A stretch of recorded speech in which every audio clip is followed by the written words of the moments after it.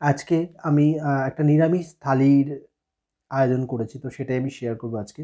আয়োজন বলতে আজকে দুপুরে যা থাকছে নিরামিষ রান্না, সেগুলোই থালায় সাজিয়ে আজকে শেয়ার করবো আপনাদের সাথে। আমি দুর্জয় আমার রান্নাঘরে ছোট্ট একটি পর্বে সবাইকে স্বাগত নিয়ে শুরু করছি আজকের রান্না।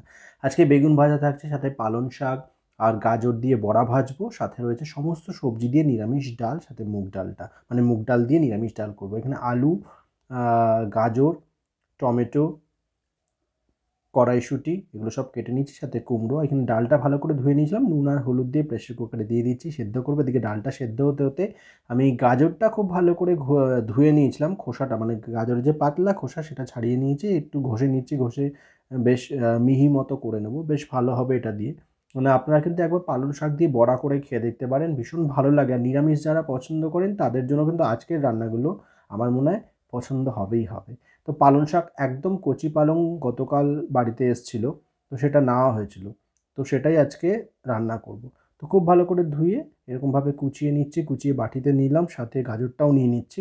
এখন আর এটা মাখবো না, যেহেতু শাক তো একটু নুন দিলে না জল ছাড়তে শুরু হবে, তো আমি এমনি ধুয়ে রেখে দিচ্ছি জলটা ঝরিয়ে। বেগুনগুলো প্রথমে ভেজে নেবো, তো নুন আর হলুদ আর একটু চিনি দিয়েছি, দিয়ে বেগুনগুলো একটু মাখিয়ে নিচ্ছি। চিনি দিলে না স্বাদ ভালো হয় বেগুনের, আর ভাজতেও বেশ সুবিধা হয়। তো একটু চিনি দিয়ে সামান্য তেল দিয়ে ননস্টিকের যে প্যান রয়েছে তার মধ্যে বসিয়ে দিলাম। ডালগুলো সেদ্ধ হয়ে গেছে, তো এখানে বেগুনটাও ভাজা হয়ে গেছে, নামিয়ে নিয়েছি। একটা কড়াই বসিয়ে প্রথমেই কড়াইয়ের মধ্যে মানে ধনে আর জিরে একটুখানি ভেজে নিয়ে গুঁড়ো করে নেবো, সেটা করে নামিয়ে নিয়েছি। তেলের মধ্যে শুকনো লঙ্কা, তেজপাতা ফোড়নে দিলাম, একটুখানি জিরে দিয়ে যে সবজিগুলো রয়েছে সমস্ত সবজি, ফুলকপি ছিল সাথে, সমস্ত খুব ভালো করে লাল লাল করে নুন আর হলুদ দিয়ে ভেজে নেব।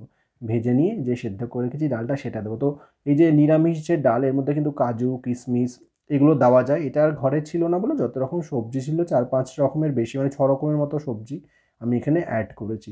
এইটা কিন্তু ভীষণ ভালো লাগে, গরম ভাত দিয়ে হোক, ডাল দিয়ে হোক, বা লুচি বা পরোটা। আজকে আমি ভাত দিয়েই পরিবেশন করব, তার জন্য আজকে যে নিরামিষ থালির আয়োজন করেছি সেটা আপনাদের কেমন লাগে জানাতে ভুলবেন না।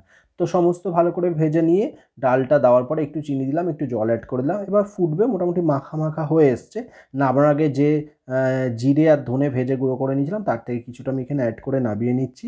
আর তারপরে কিছুটা ধনে পাতা, যেহেতু হালকা শীত এখন রয়েছে, ধনে পাতা তো বাজারে পাওয়া যাচ্ছে, অনেকটা পরিমাণে আনা হয়েছিল, তো তার থেকে কিছুটা কেটে আমি এর ওপর থেকে দিয়ে দেবো। ভাতটাও প্রায় হয়ে এসছে, পাশে ভাত হচ্ছে পাশের ওভেনে, আর এখানে ডালটা নামিয়ে ওপর থেকে একটু ধনেপাতা কুচনোটা দিয়ে ডালটা রেডি হয়ে গেল প্রায়। ডালটা আমি এবার একটু ঢেকে রাখছি, আর এদিকে আমি বড়াগুলো ভাজবো। তো এই যে পালং শাকের যে বড়া, সেটা কিন্তু খুব ভালো লাগে খেতে। একটু নুন, একটু হলুদ, একটু কালো জিরে, স্বাদ অনুযায়ী নুন দিয়েছি আমি এখানে, সাথে একটু দিয়ে দেবো হচ্ছে বেসন, সুজি আর ঝালের জন্য কাঁচা লঙ্কা, যে যেমন পছন্দ করেন। তো দিয়ে খুব ভালো করে মেখে নিচ্ছি। এবার তেলে লাল লাল করে ভেজে নেবো। তো কড়াই বসিয়ে দিয়েছি, কড়াইতে দিয়ে দিচ্ছি সর্ষের তেল। সর্ষের তেলের স্বাদ কিন্তু অসাধারণ, একটু কম করে দেবো কারণ বেশি তো দরকার নেই। তো সমস্ত কিছু ভালো করে মেখে নিয়েছিলাম, বড়াগুলো ভেজে নিয়েছি একটু লাল লাল করে কম ফ্লেমে। তো একদিকে বেগুন ভাজা হয়ে গেছে, ভাত হয়ে গেছে, এদিকে বড়া ভাজাটাও হচ্ছে, সাথে ডালটাও হয়ে গেছে। রান্না একদম কমপ্লিট, বড়া ভাজা নামিয়ে নিলাম। এবার আমি সুন্দর করে সমস্ত কিছু দুপুরে খাওয়ার জন্য মাটির থালায় আজকে পরিবেশন করবো। তো মাটির থালা আমি কিনে রেখেইছি, মাঝে মধ্যে যখন ইচ্ছে হয় মাটির থালায় খাওয়া হয় আর কি। তো আজকে আমার ইচ্ছে হলো যে ওইভাবেই পরিবেশন করি, তার জন্য সমস্ত রান্না যেহেতু রেডি হয়ে গেছে, আমি এখানে সমস্তটাই থালার মধ্যে সাজিয়ে নিলাম। কেমন লাগলো ভিডিওটা জানাবেন, ভালো থাকবেন, সুস্থ থাকবেন, সাবধানে থাকবেন। খুব তাড়াতাড়ি নতুন পর্বে দেখা হচ্ছে, আজ কিন্তু এটুকুই, টাটা।